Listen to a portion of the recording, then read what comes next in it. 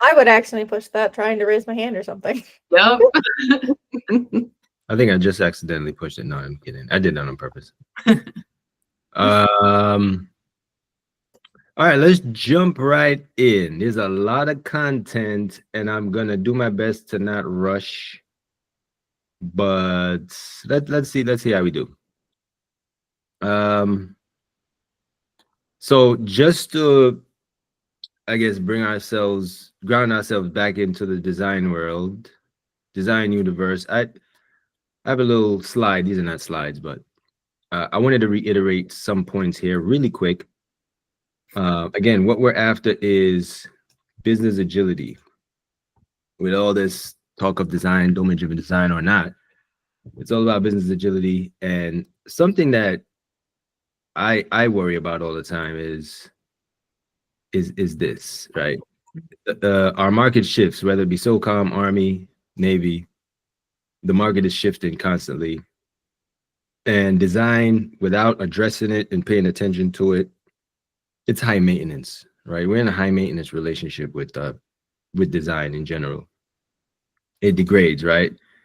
And also this thing here, right? Our stakeholders, think of, whichever exec you want to name, they don't expect this curve.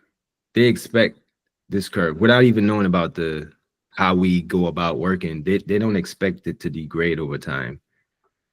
So the expectation is there, even though it's implicit. I think about that all the time. So just to root ourselves in that. Yesterday, we went over the basic terms for domain, model, and domain model. Basically simplifying the definition, subject matter, understanding, and understanding the subject matter. And it's nothing else. It's nothing technical. It's just simply that. All right, that's a quick recap of yesterday. Anybody wanted to comment here before we jump in? All right, let's go in. Let's do it. Let's do it. The goal of this session, we got 4 things to go over. The shared vocabulary, the shared understanding, gaining that understanding, and then divide and conquer. 4 central topics in DDD. Concur to conquer. Oh man, concur and conquer. Because we do have to concur on the Exactly. On the Concord. on the Concord. So I got this term from Evans, the author himself, the spirit of DDD, and he was talking about this, and he calls these 2 out specifically as like the root. Model-driven design depends on the ubiquitous language. And that's all about shared vocabulary and shared understanding. The knowledge crunching is like, there's a chapter, I think there's a whole chapter devoted to this. And in experience, none of this is possible without a lot of knowledge crunching. We'll go over that. And then the concept of divide and conquer is covered in the bounded context. And that's a big topic in DDD. These 2 are for the next session. It's just way too much to cover in one session, but put all these together, and this is how DDD claims to tackle complexity. Getting everybody on the same page, decomposing the software at every level, divide and conquer, and separating concerns, protecting the model. In terms of Cyberstar, that's getting our customers, whether it be SOCOM, DOD, CIO, Navy, etc., and everyone on this call on the same page, using the same words, same understanding. Breaking up our application that mirror into pieces that mirror the business initiative. So foundation, academy, talent, and I want to call out central API for this, which is a special area of our app that's developing right now of our system. And within foundation itself, we have compliance, as Chris pointed out to me the other day, compliance reports and training, which are key parts of just that one, I'm going to say the word subdomain, I think foundation is a subdomain and a bounded context in and of itself. Within that, you can further compose that. All right, Chris, what's up, man? No, I just wanted to sort of mention a nuanced. Yeah. I'm tracking instead of training. Oh, sorry. Yep. Just because, yeah, I called it like the three-legged stool. Yep. You can't have compliance without tracking, and you can't have reports without compliance. Yep. Right. So Thanks for that. yeah, I forgot it was a TR or something. yeah. Got it. Thanks. Thanks for that correction. So this is how it relates to what we do, right? And it's, again, constantly evolving. So let's jump into the first key, ubiquitous language. The idea here is that the words actually create the model. So we talked about the mental model, right? The understanding. And it's the idea that the words actually create that. So where does it come from? The words that we use every day. Evans calls it the backbone of the model. And so I think about, let's see, not one rules. This is another important part, right? Ubiquitous. Like initially you might think ubiquitous means that everyone in the company or everyone in the organization uses the same language. And that's not the case. The everywhere means all discussions between all parties from modeling to development, to design and development. So that's the everywhere. But it's within a given context. So the language in foundation should differ from the language in, or I say it might differ from the language in talent, whenever that gets developed, right? The language will be different, the meanings will be different. And again, it's to be used strictly in all conversations, wiki, docs, model, designs, code, etc.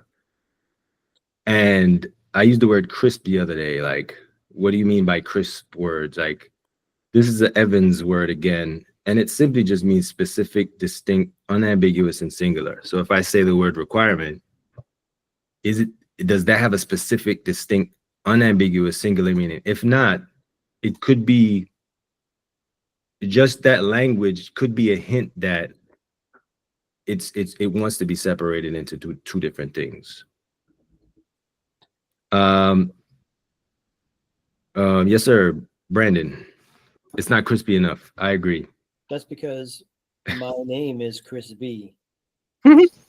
So Crispy. Yeah, I just thought I mentioned that. Crispy. It's not crispy enough. This That's is going to be your next gather alias, please. Crispy. Well, I actually considered it earlier at stand up, but I was like, nobody's going to get that. And it's going to sound like I'm like crunchy or something, which I am. But I digress. Please continue. Thank you, sir. Thanks, Crispy. I'm not, I don't know. All right. So when I look at our matrix, there's certain terms like foundational, qualification, alternative. That's like a phrase. Like component discretion would be a term. Readiness is a word. And the question is always like we should ask ourselves is how are we reflecting these words in our designs and in our code? And important to note that we're doing a lot of this already. I look in the code and I see a lot of these terms specifically called out. So it's just, continue on with that and even go further into the way you structure it. We'll go over that later on.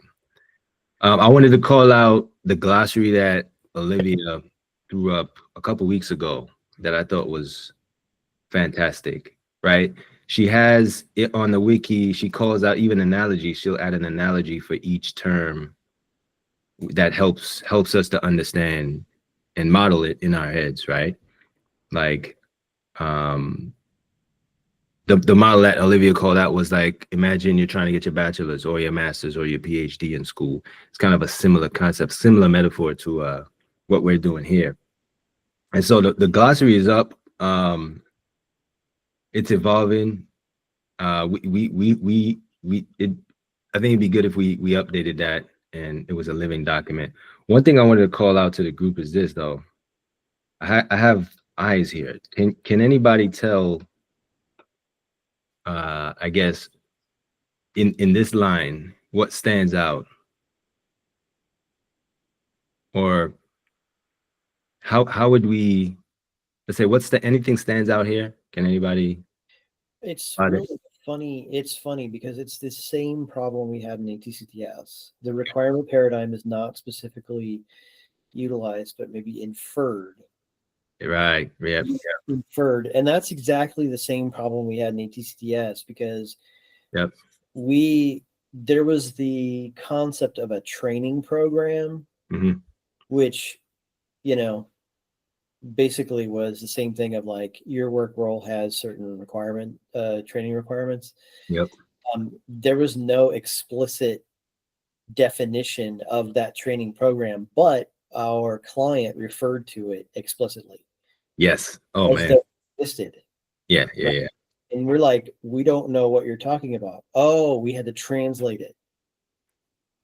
That's it. That's it. That's exactly the point. I don't have to say nothing else.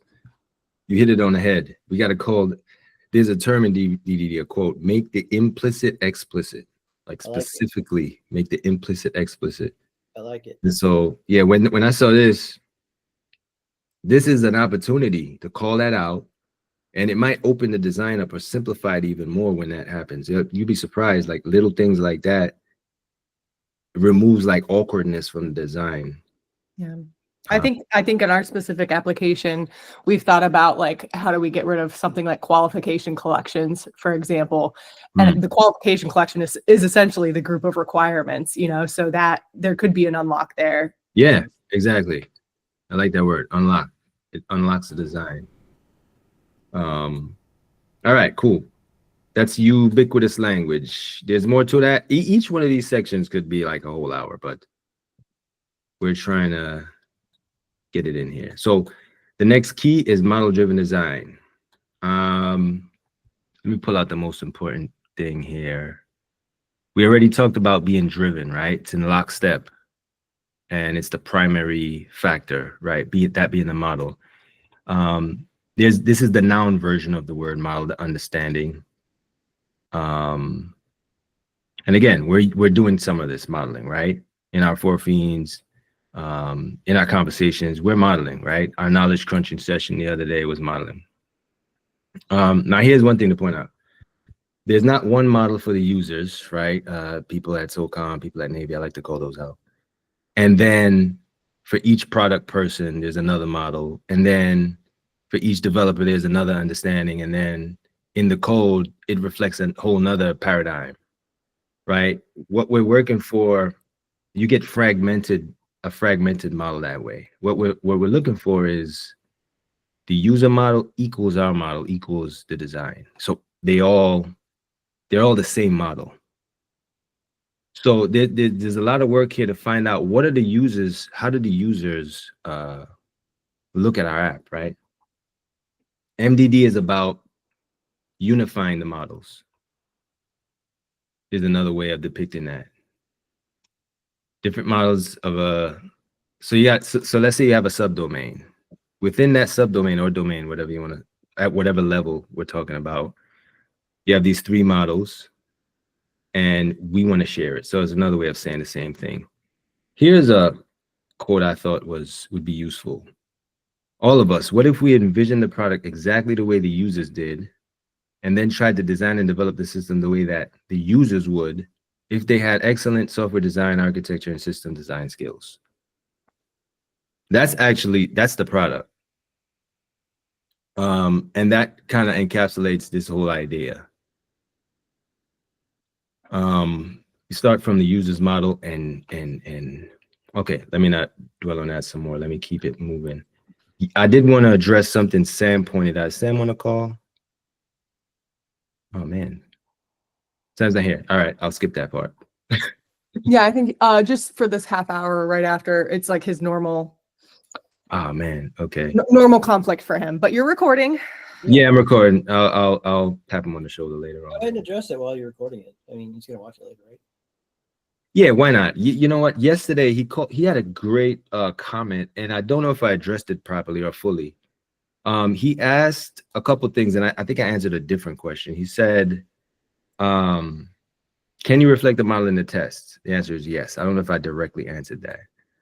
Can you reflect it in your application architecture? So like, let's say within the API or within the front end? Yes. Chris, let me just cover this last one. Can you reflect it in the system architecture? I think this was his question. The question he was going after. And my answer to that is maybe, because there are different types of subdomains. We talked about decomposing the domain into subdomains, and there are different types of subdomains. So let's say you have your core domain, that's a DDD term, that would hold your secret sauce, that would hold your business model, your business differentiator, right? Or your business logic. That's unique to your business.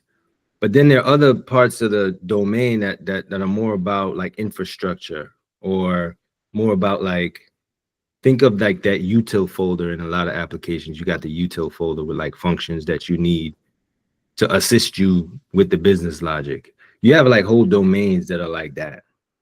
And those are not as, let's say, verbose with the domain language as the core domain. So this depends on what part of the system architecture we're talking about. Okay, Chris. Yeah, I think Sam was the first sticky you got there. I think maybe it was an inverse of that first one of like, do the tests reflect the design, or can you reflect the design from the tests? Basically, Yeah. I think that's kind of what he was going for in what he was asking originally. Yeah, I think you're right. Either way, the answer is yes. Like, because that's like, the tests are an important part of communicating the model, actually. So I just wanted to touch on that. Right, because you're describing what it is, right? So exactly, it's like specification. This is the power of being model driven, and I'm just going to read the highlights. So when the design matches the way the users think about the problem, it creates less confusion because the experience feels more intuitive. It says mode intuitive. It should be more intuitive. So you have you have better delight. You're delighting your customer, better experience, and you have easier communication with users because, again, their mental models already match up with our model. So it's like the conversation is seamless. Yeah, Chris, what's up, man? Chris clearly, B. this stuff is really hitting the nerve on me, man. I'm glad, man. I see the thumbs up. This is fantastic stuff.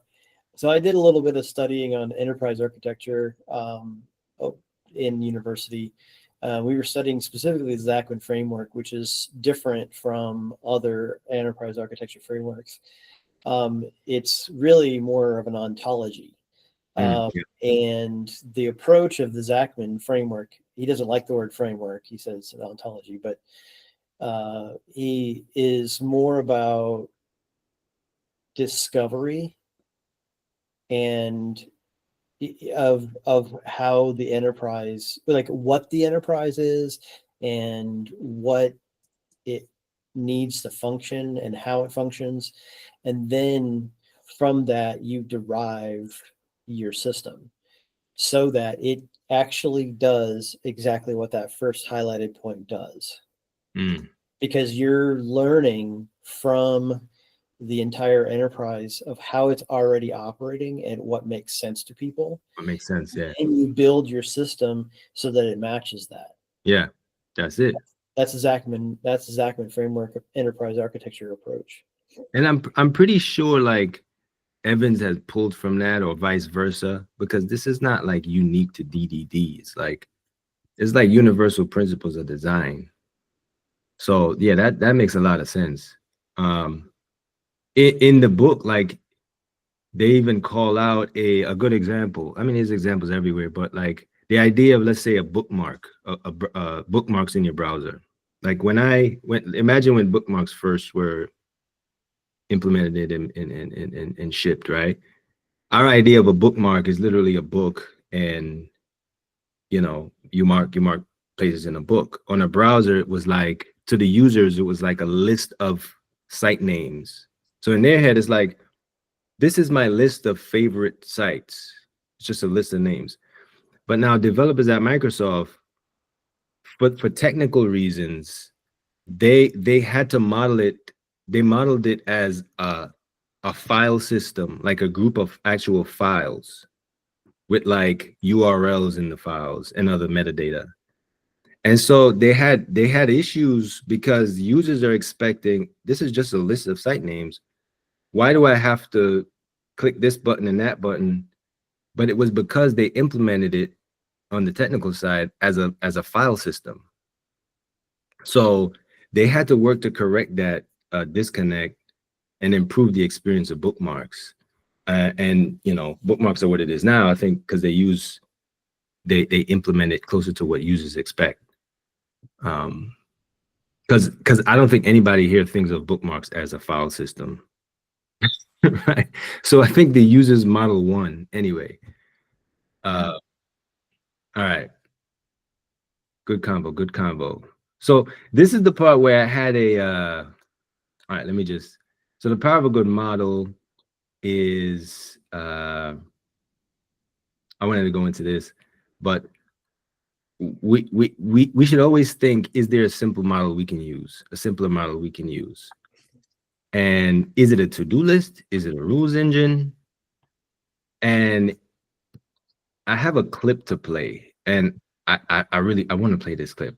Can you guys hear this? No, and I don't know why. Oh, if you stop sharing and reshare, when you reshare, there should be a toggle for sharing the audio of the tab you're sharing. Let me do this. Tell me if this works. You guys.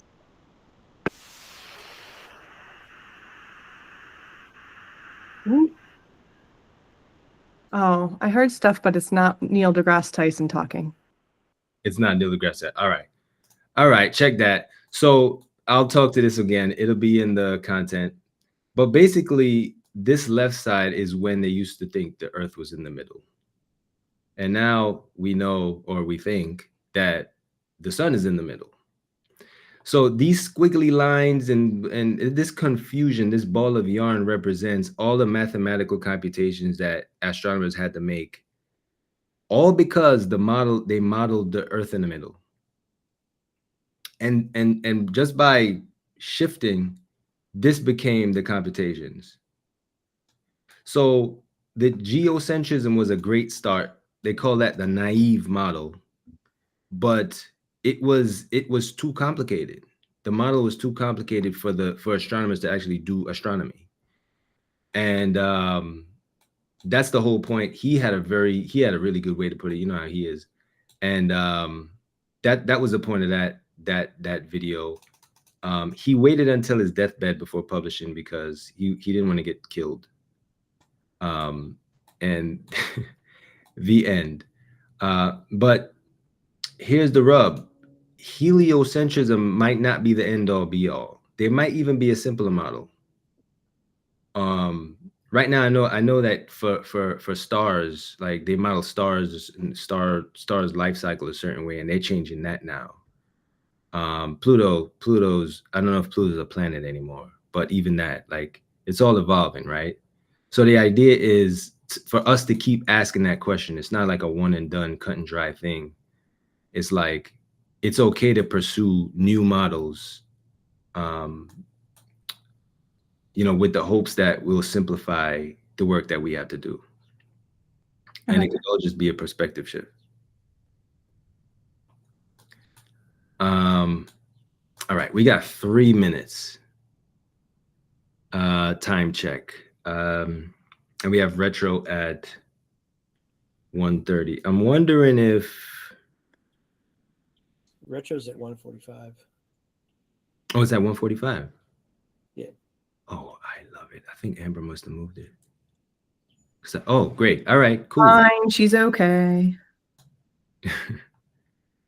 All right, let's keep going.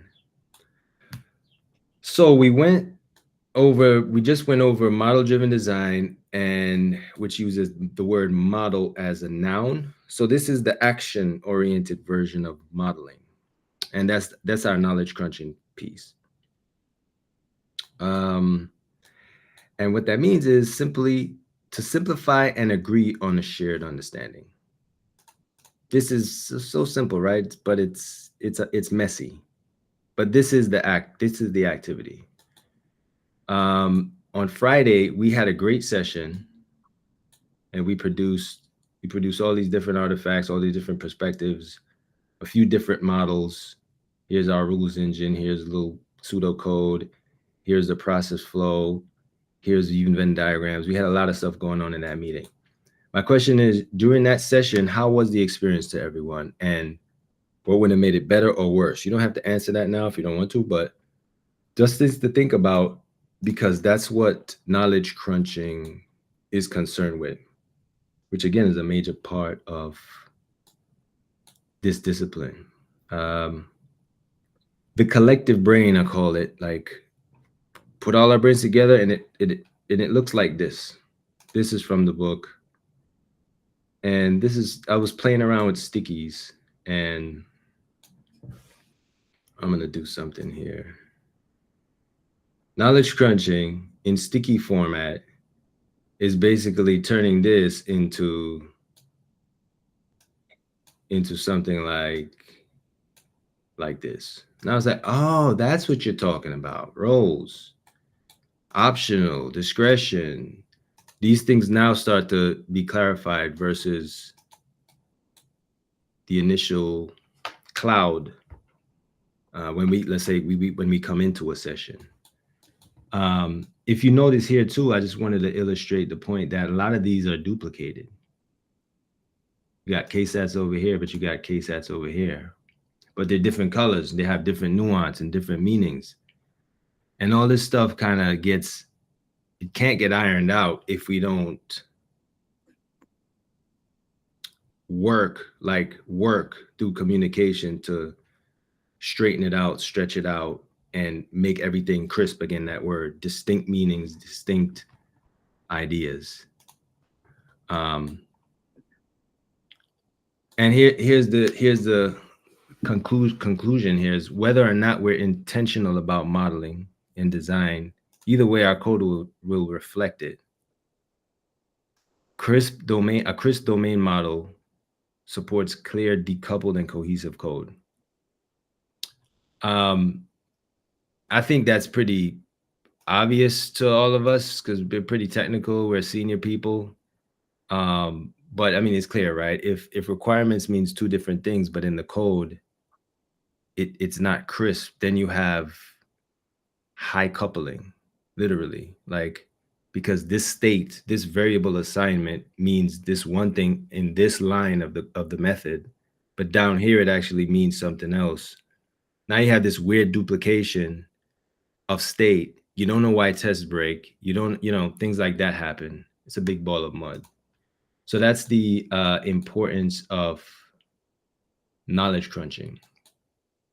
Now, this is one of the main parts of knowledge crunching itself. There is something they call a domain-driven design feedback loop.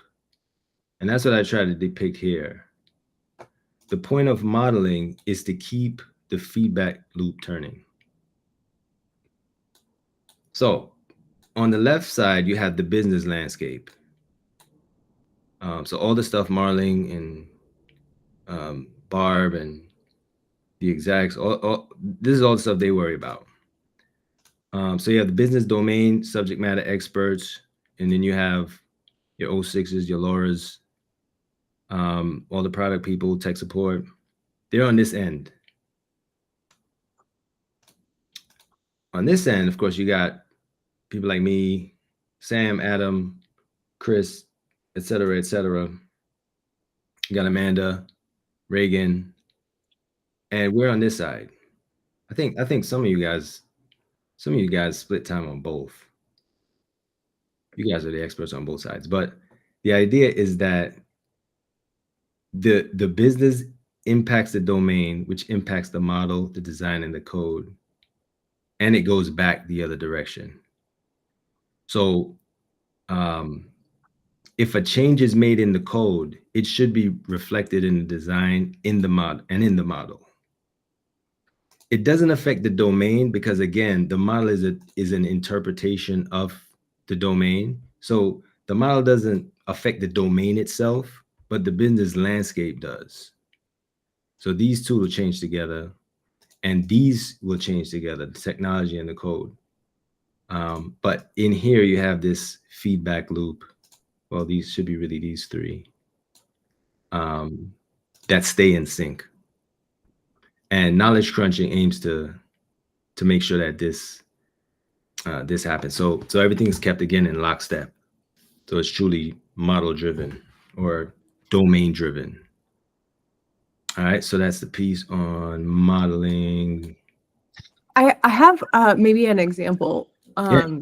In this realm, I was reading. Actually, it's very similar because you were talking about discovery, and I've probably raised this book on multiple occasions. But continuous discovery habits, yay!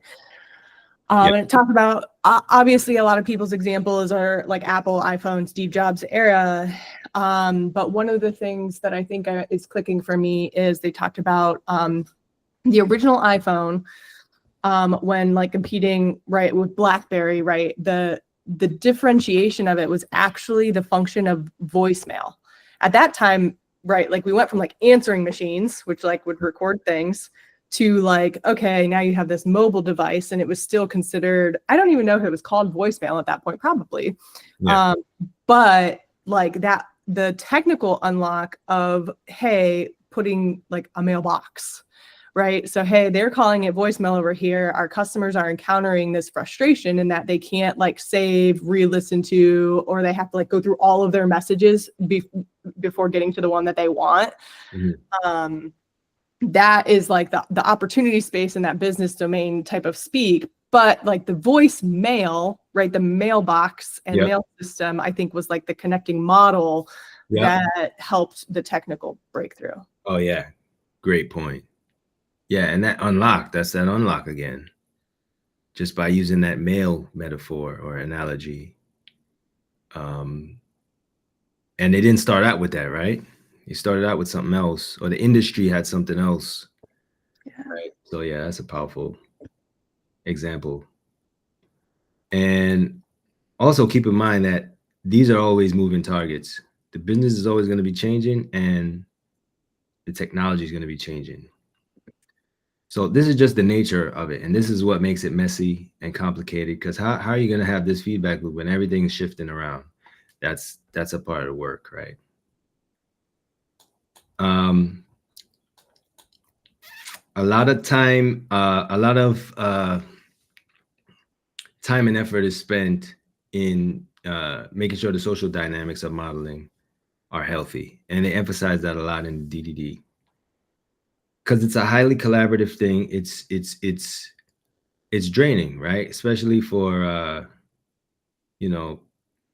listening to me tell stupid dad jokes. I mean, that's just not like draining. Like, it's emotionally draining, right? But it calls for a culture of high emotional awareness and regulation, and a culture that's highly collaborative. And again, we're already doing a lot of this. Like, everyone here that I've worked with, to me, highly emotionally intelligent relative to where I've been, right? Communication is key. So it's embracing loud thinking. So Chris has a great phrase he always uses, verbal processing. Mm-hmm. And it's like, that stuff is great, like, because that's sharing your model. So we should practice basically healthy communication. This one, aggressively share the mic. I wanted to call this one out because a lot of times you'll have sessions where like a couple of people are mostly active and their ideas are kind of getting the attention and talked about and experimented with. But it could be the person who's less vocal who comes up with the idea of, hey, why not model this as a mailbox instead? Why not put the sun in the middle? And it's like, you know, if we don't share the mic and make it a point to do that, we won't get all these ideas turning, right? So it's everyone, it's our collective brain that we want to activate in these sessions. Also, just you know, basic things that on this team are pretty basic. We realize this is messy work. We're human. It's not just going to be a one-time thing here. We assume good intent. Strong opinions loosely held, and mistakes are a part of the work. Learning, right? Respect, patience, winning together. I want to stress the iterative part of this. A lot of it is going to be going over the same thing, or what seems like the same thing. A lot of it is going to be back and forth. We talk about that feedback loop, and that stuff.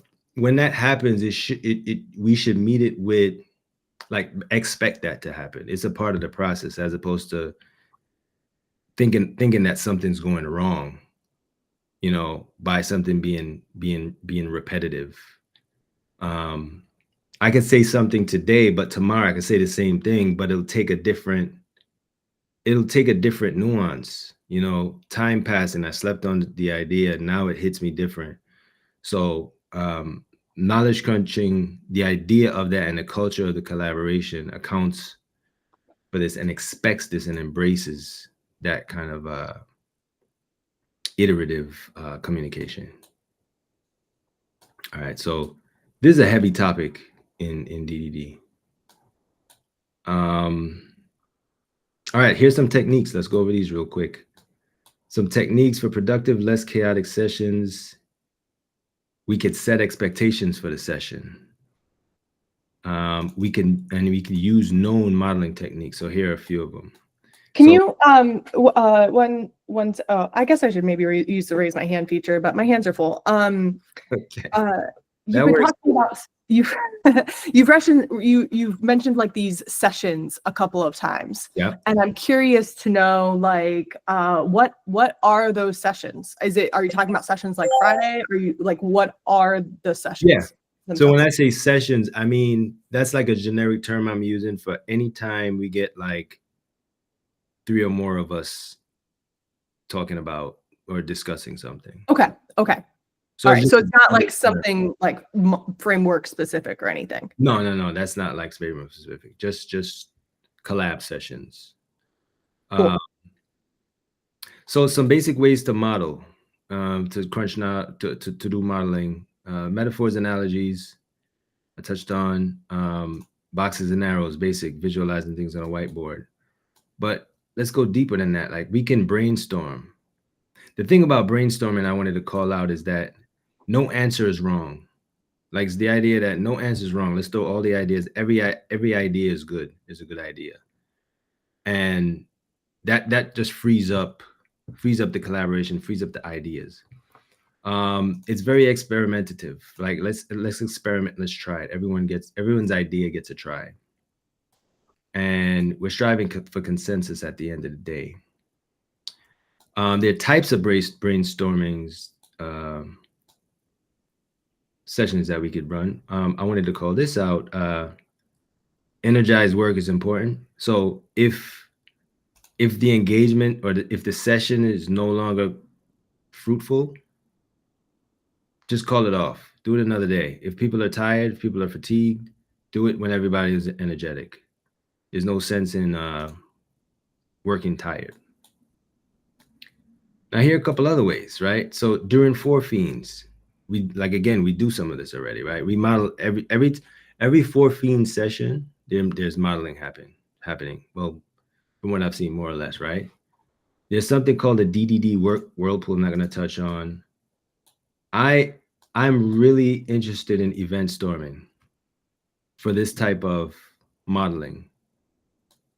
I like event storming. It's brainstorming domain events. Okay. So yeah, it's the same idea of brainstorming. Like, every idea is a good idea. Add it to the board. But specifically, we're brainstorming these things called domain events, which are noun, verb, little sentences. So for example, it would be event stormed would be an event. So the verb stormed, it's in the past tense. But I won't go into that. That's a whole nother hour. I think it's really useful though, because it's one of the modeling techniques that leaves you with actual design artifacts. Things like aggregates, commands, read models that you could actually translate into code.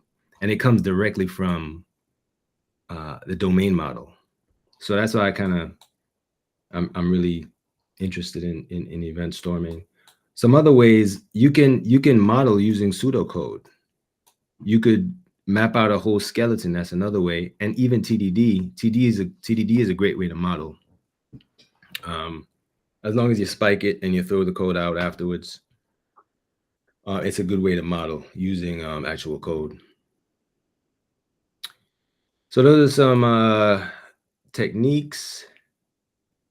Now the last topic, we got 2 minutes. Dang, this takes more than 2 minutes, but let's try to touch on the important pieces. Bounded context. Do you guys mind if we go 5 minutes over maybe? All right, let's Cool. do more. I think we should do the retro. We bumped it back already. Or did she bump it back? Yep. Hey, let's we can save it. And maybe if we have extra time at the end of retro, we can return to this one. But yeah, let's do that. Good call, guys. All right, I'm gonna stop it here. We'll pick up at bounded context next time. Recording. Thanks.